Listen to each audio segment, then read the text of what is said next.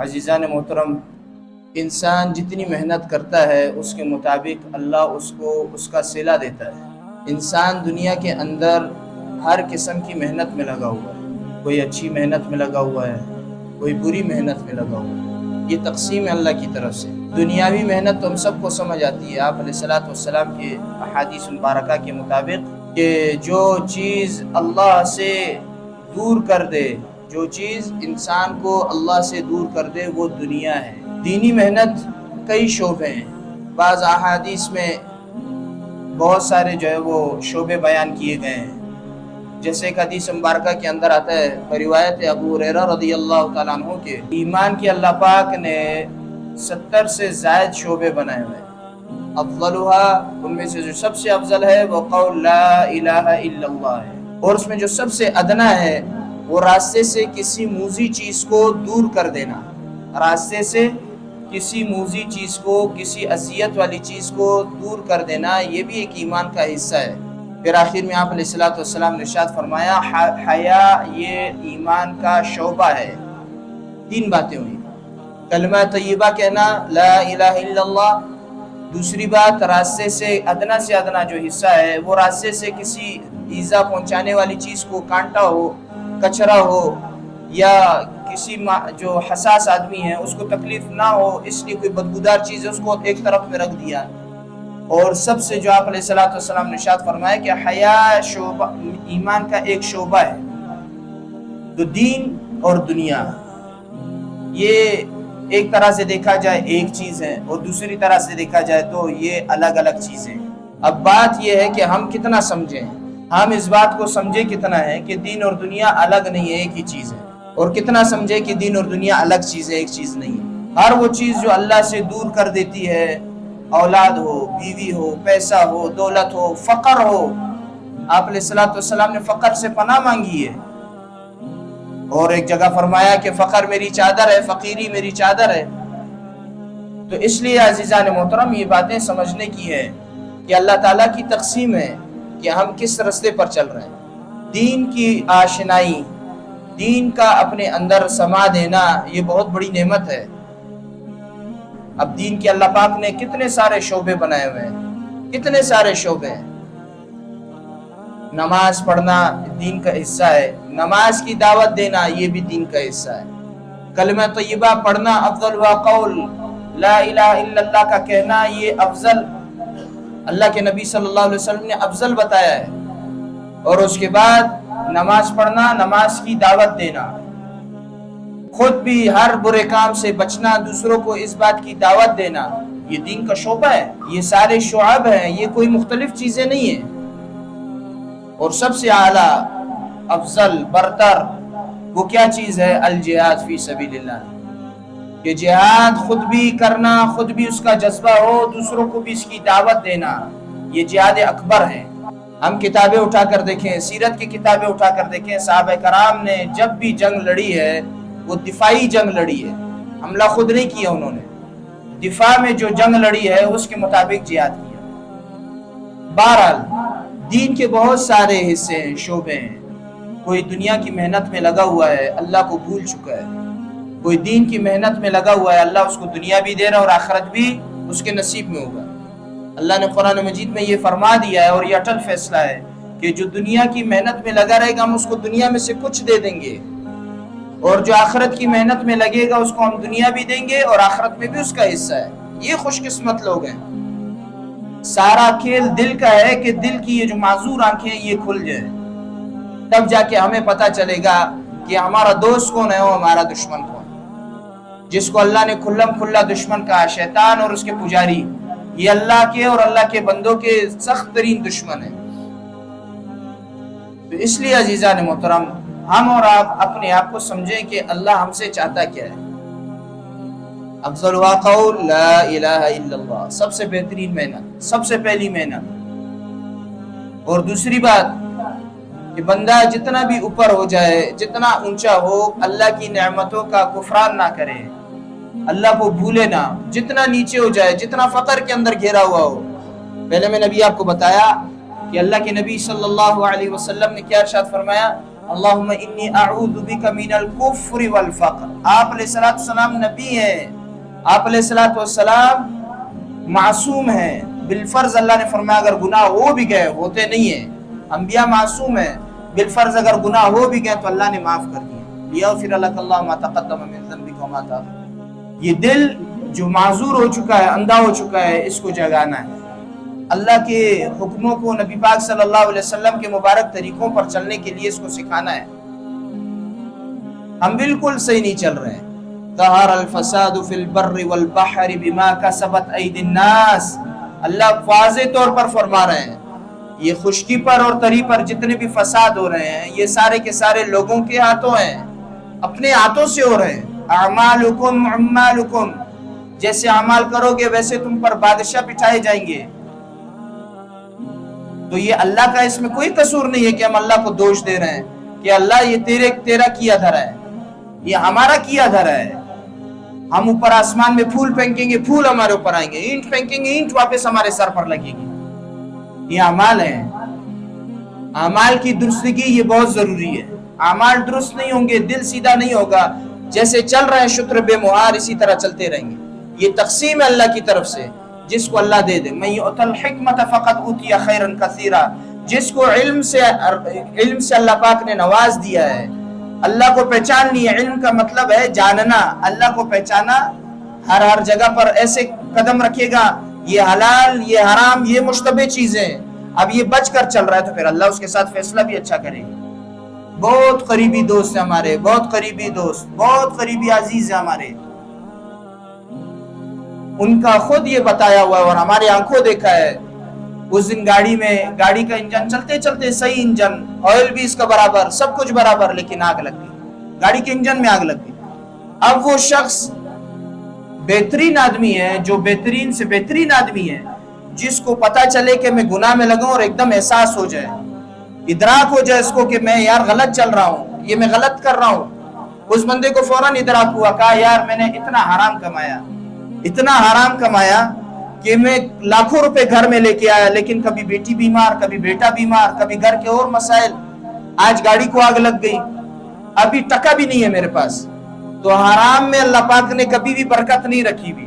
ادراک کا ہو جانا، اللہ کو جان جانا، یہ ہمارے لیے بہترین عمل ہے. دل تو اللہ نے ایک ہی بنایا ہے، دل دو نہیں ہے. اللہ پاک قرآن میں کہتا ہے کہ میں ایک دل نہیں، دو دل نہیں بنایا ایک پیٹ میں، ایک ہی دل بنایا ہے. تو اس ایک دل میں اللہ کو لے کے آنا ہے.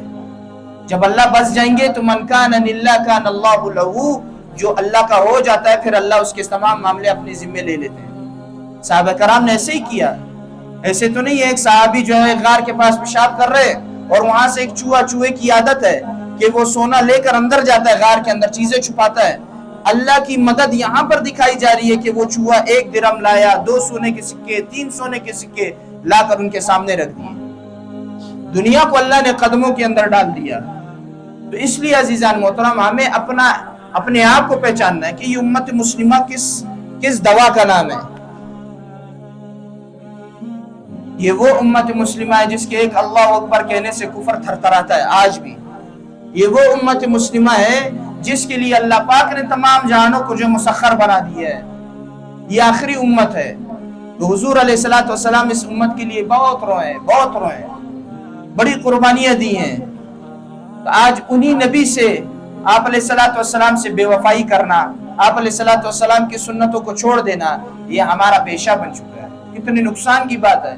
اور اللہ نے پھر دکھایا ظہر الفساد فی البر والبحر بما کسبت ایدی الناس. پھر آگے اللہ فرما رہے لیذیقہم بعض الذی عملوا لعلہم یرجعون. زمین پر فساد ہے تو اس انسان کی وجہ سے، سمندری نظام میں فساد ہے تو اس انسان کے اپنے ہاتھوں کی وجہ سے.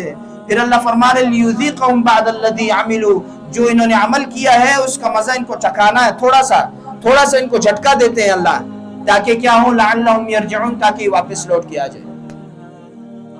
میری بات کہنے کا مقصد یہی ہے کہ آج اگر اللہ کو ہم نے چھوڑ دیا ہے تو اللہ نے بھی ہمیں چھوڑ دیا ہے.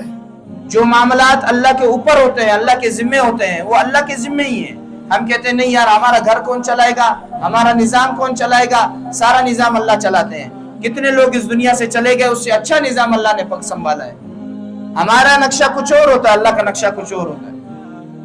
ہم کچھ اور چاہتے ہیں، اللہ کچھ اور چاہتے ہیں. تو اس لیے عزیزان محترم ہمیں سمجھنا چاہیے، بات بات پر قدم قدم پر ہمیں سمجھنا چاہیے کہ ہمارے ساتھ معاملات کیوں خراب ہو رہے ہیں. آج کل کا جو معاشی نظام ہے، معاشرتی نظام ہے اور روحانی نظام ہے، یہ تینوں اسی فساد کی وجہ سے. یہاں پہ جو فساد ذکر کیا گیا ہے اس سے معاشرتی، معاشی اور روحانی مراد ہے. معاشرتی کیا؟ ہمارا نظام سارا بے حیائی کی طرف جا رہا ہے. ابھی میں نے حدیث مبارکہ میں آپ کو بتایا کہ الحیاء شعبۃ من الایمان، حیا یہ ایمان کا ایک شعبہ ہے. دوسرے حدیث مبارکہ میں آتا ہے کہ جب تیرے اندر حیا ہی نہ رہے، اذا لم تستحی فاصنع ما شئت، جب تیرے اندر حیا نہ رہے تو جو چاہے کر وہ کر. میرے پاس ڈالر آ رہے ہیں، زبردست قسم کے ڈالر آ رہے ہیں، اب میں جو چاہے وہ کر سکتا ہوں. کیوں؟ میں نے اپنے اللہ کو چھوڑ دیا ہے، ڈالر کو اپنا رب بنا دیا ہے. اور یہی حقیقت ہے ہماری. آج کی جو ہماری حقیقت ہے وہ یہی چیز ہے. حالانکہ یہود و نصارہ کے بارے میں اللہ نے قرآن مجید میں واضح طور پر فرمایا، روح سخن سورہ بقرہ میں یہود و نصارہ ہیں، ان کی بدتمیزیاں ہیں، ان کی بد اخلاقیاں ہیں جو انبیاء علیہ الصلوۃ والتسلیمات کے ساتھ کیے جا رہے ہیں. ایک جگہ تو قرآن مجید میں آتا ہے کہ جب حضرت موسیٰ علیہ السلام اپنی 12 قوموں کو بنی اسرائیل کے لے کر جا رہے ہیں سمندر کے سامنے، وہاں پر جا کر بدتمیزی کیا کر رہے ہیں. یہ قوم والے حضرت موسیٰ علیہ السلام کو کہتے ہیں اِنَّا لَمُدْرَكُونَ، اے موسیٰ تو نے تو ہمیں مروا دیا. مفہومی ترجمہ کہ تو نے تو ہمیں مروا دیا، اِنَّا لَمُدْرَكُونَ، ہم تو پکڑے گئے. پیچھے فرعون، آگے سمندر، اب کیا ہوگا؟ اللہ پر بھروسہ فی الحال نہیں ہوا. حضرت موسیٰ علیہ السلام نے ارشاد فرمایا کہ تم ڈرو مت، ان اللہ معی سیہدین، میرا رب میرے ساتھ ہے، راستے کھولے گا، ان قریب راستے کھل جائیں گے. ویسے ہی وہ لاٹھی ماری 12 راستے کھل گئے. قصہ کہانی سنانے کا مقصد یہ ہے کہ یہ جو یہود و نصارہ ہے یہ کبھی بھی ہمارے دوست نہیں بن سکتے. اللہ کا قرآن میں فیصلہ ہے. عیسائی آخر میں آ کر مسلمان ہوں گے، مسلمانوں کے ساتھ مل جائیں گے، یہ پیشن گوئیاں ہیں، پکی بات ہے. لیکن یہود کبھی بھی مسلمان نہیں ہوگا. اس دن ایک جگہ میں سن رہا تھا، ایک ان کا جو عیسائی پادری ہے اس کے ہاتھ میں کتاب ہے اور وہ ایک واقعہ سنا رہا ہے. کہا برٹش حکومت تھی، اس نے کہا کہ عیسائیوں سے کہا کہ تم جو ہے ایک کھڈا کھودو، بڑا سا کھڈا. انہوں نے بڑا کھڈا کھودا. کھودنے کے بعد یہودیوں کو کہا تم اس کے اندر جاؤ. جب یہودی اس کے اندر اترے، عیسائیوں کو کہا ان کو زندہ دفن کرو، ان کے اوپر جو ہے وہ ڈالو، مٹی ڈالو. عیسائی نے کہا یار ہم کیسے ڈال سکتے؟ ابھی وہ پادری یہ پڑھ رہا ہے، ساری تاریخ اپنی دہرا رہا ہے. کہا کہ انہوں نے کہا کہ ہم کیسے ڈال سکتے ہیں، یہ انسانیت کے خلاف ہے، انسانیت کے خلاف ہے. ان کے اندر بھی دل ہے، یہودی ہیں، ان کی بھی آنکھیں ہیں، بیچارے کر یہ بیچارے کرتے ہیں. آج ہمارا حال یہاں تک پہنچا ہے. یہی بیچاروں نے ہمارا حال یہ کیا ہوا ہے. ٹارگٹ لیا ہوا انہوں نے پوری دنیا کو اس قبضے میں کرنے کی. یہ صرف بات مسجد اقصی تک نہیں ہے، یہ ہمارے ایمان کا حصہ ہے. مسجد اقصی، بیت المقدس ہمارے ایمان کا حصہ ہے، لیکن انہوں نے پوری دنیا کو ٹھانا ہوا ہے. نہ یہ عیسائی کو چھوڑیں گے، نہ ہندو کو چھوڑیں گے. یہ جو آج دوست ملے ہوئے تحسبهم جميعا وقلوبهم شتى، اللہ قرآن مجید میں فرماتے تم ان کو اکٹھا سمجھتے ہو، اکٹھا نہیں ہے، ان کے دل آپس میں ٹوٹے ہوئے ہیں. آپس میں بھی یہ لوگ جو ہے سازشیں کر رہے ہیں، پروپیگنڈے کر رہے ہیں. عیسائیوں نے کہا کہ ہم ان کو نہیں ڈال سکتے، وہ حکومت والوں نے کہا کہ ان کو نکالو، وہ یہودیوں کو نکالا کہ اب تم جاؤ. عیسائی گئے، انہوں نے کہا شاید یہ لوگ بھی ایسے ہی کریں گے. یہودیوں کو کہا ان کے اوپر مٹی ڈالو، نہ آؤ دیکھا نہ تاؤ دیکھا، اوپر مٹی ڈال دی. اسی لیے تو ہٹلر نے ان کے ساتھ اتنا زبردست معاملہ کیا ہوا تھا. تو اس لیے عزیزان محترم دشمن اور دوست کو پہچاننا بہت ضروری ہے. یہ شیاطین ہیں، شیاطین کے چیلے ہیں، یہ کبھی ہمارے دوست بن نہیں سکتے. کم از کم دل میں اتنا یہ بار بار ہر جمعے کوئی بات کرتا ہوں، ہمارے دل میں یہود کے لیے تو کچھ بغض ہو. ابھی ایک اور نیا ٹرینڈ چلا ہے سوشل میڈیا پر، ایک سوشا چلا ہے اور سرعام چلا ہے. ایک تو ہمارے پاکستان میں ماشاءاللہ یہ قرضے والی جو بات ہے یہ بہت زیادہ چل رہی ہے. آسان قرضہ اور آسان وہ قرضہ لینا اور فلاں لینا، 5-6 اپلیکیشنز ہیں. اور بعد میں یہ بات بھی بولتے ہیں 6% سود کے ساتھ، 6% فلاں کے ساتھ. نام بدل دیا لیکن سود کا نام ہے. کبھی بھی یہ قوم ترقی نہیں کر سکتی جو سود سے باہر نہیں نکل سکتی. ہم اتنے کمزور ہو چکے ہیں کہ ہم اپنے آپ کو ایک چیز سے، گندی غلیظ چیز سے باہر نکال ہی نہیں سکتے ہیں. کتنے افسوس کی بات ہے. تو چہ جائے کہ پھر یہود.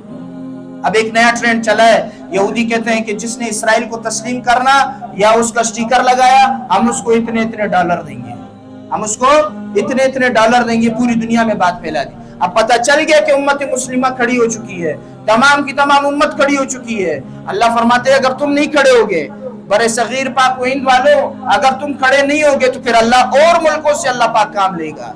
जो रब अबाबील से काम ले सकता है वो ईसाई से काम नहीं ले सकता है, वो और किसी मुल्क से काम नहीं ले सकता है, वो भी तो आया इंसान ही है। तो इसलिए अजीजान मोहतरम, अल्लाह ने कुरान में ये अपने आप को अल्लाह का लाडला कहते हैं। अल्लाह पाक फरमाते हैं कुरान मजीद में कि या अय्युहल्लज़ीना हादू इन ज़अमतुम अन्नकुम औलियाउ लिल्लाह, ए यहूदियों तुम अगर ये चाहते, ये तुम गुमान ये है, तुम्हारा गुमान ये है कि तुम अल्लाह के वली हो, अल्लाह के दोस्त हो, औलियाउल्लाह हो, तो फिर कहते फतमन्नउल मौत, एक दफा मौत का तो तुम तमन्ना करो, मौत की तमन्ना करो। यहूदी से, किसी से यहूदी से आप पूछें, आप उसको बोले कि तुम्हारी दुनिया में सबसे बेहतरीन वो क्या है, तमन्ना क्या है, वो कहते हैं कि हम मुसलमानों को रूह जमीन से खत्म करें, हमारी ये तमन्ना है। फतमन्नउल मौत इन कुंतुम सादिकीन, अगर तुम कहते हो हम अल्लाह के दोस्त हैं तो तुम मौत का एक दफा तज़किरा करो, फिर अगर तुम अपनी बात में सच्चे हो। वला यतमन्नउनहु अबदन, अल्लाह फरमाते हैं ये कभी भी यहूदी ये बात नहीं कहेगा कि मुझे मौत आए, कभी भी नहीं कहेगा, ये दोगला पॉलिसी है, तो इनको पहचानना पड़ेगा।